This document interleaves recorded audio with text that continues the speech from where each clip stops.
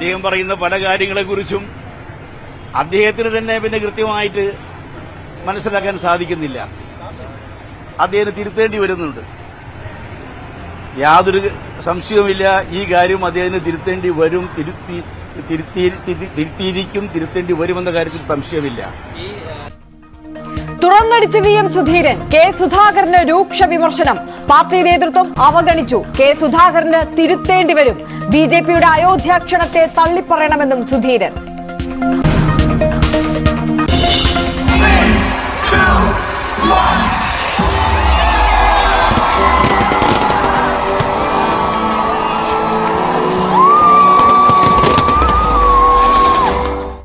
പുതുവർഷം എത്താൻ ഇനി മണിക്കൂറുകൾ. നാടും നഗരവും ഒരുങ്ങി. കൊച്ചിയിലും തിരുവനന്തപുരത്തും കനത്ത സുരക്ഷ. ബീച്ചുകളിലെ സന്ദർശനം 12 മണി വരെ മാത്രം.